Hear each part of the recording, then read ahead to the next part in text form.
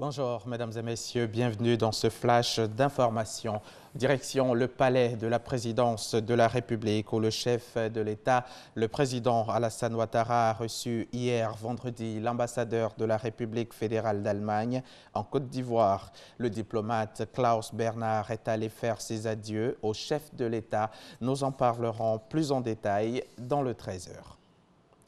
Amadou Koné, le ministre des Transports, et son homologue burkinabé ont échangé hier vendredi avec les responsables du groupe Bolloré, une rencontre qui intervient à 3 semaines du 6e sommet du traité d'amitié et de coopération entre la Côte d'Ivoire et le Burkina Faso. Au centre des échanges, le retard dans la réalisation du projet de réhabilitation du chemin de fer Abidjan-Kaya. Ces travaux étant confiés au groupe Bolloré, les deux ministres sont allés s'informer de l'évolution du dossier. Mamadou Kouassi était témoin de la rencontre, son reportage. À la dernière session du traité d'accord et de coopération de la Côte d'Ivoire et le Burkina Faso, les deux parties ont décidé de la réhabilitation du chemin de fer Abidjan-Kaya, d'un coût global d'environ 262 milliards de francs CFA. Les travaux seront réalisés par l'entreprise française Bolloré. Mais depuis quelques mois, un retard est constaté dans le début des travaux. Pour mieux comprendre cette situation, le ministre ivoirien des Transports, Amadou Koné, et son collègue du Burkina Faso en charge des transports échangent ici à Paris, dans la capitale française, avec les responsables de l'entreprise en charge des travaux. Le prochain sommet, c'est dans 3 semaines.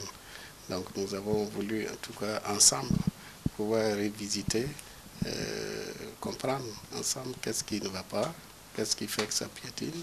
Le concessionnaire, effectivement, qui finance, il y a des raisons financières qui avancent, ce qui est normal, qui est tout à fait normal.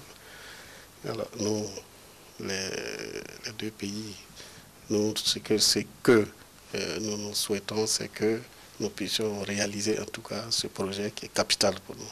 Les responsables de l'entreprise Bolloré ont présenté aux différentes délégations les problèmes rencontrés dans la réalisation de ce projet. Qu'on soit bien d'accord sur les perspectives de trafic et les priorités à donner. Nos équipes vont travailler dans les 2 semaines qui suivent de manière à proposer aux autorités les derniers contours du projet de manière à avancer encore une fois très vite. Le ministre Amadou Koné et son collègue du Faso ainsi que la partie française se sont donné rendez-vous dans les jours à venir en vue de finaliser le dossier.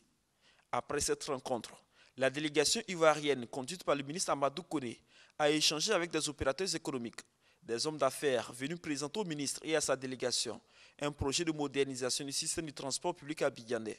Un projet portant sur la fourniture de 500 autobus annuellement à la Sotra et la construction à Abidjan d'une usine de montage d'autobus. Cette entreprise, au dire de ses responsables, veut contribuer à la politique de modernisation et de professionnalisation du secteur du transport public ivoirien, déjà entamée par le gouvernement.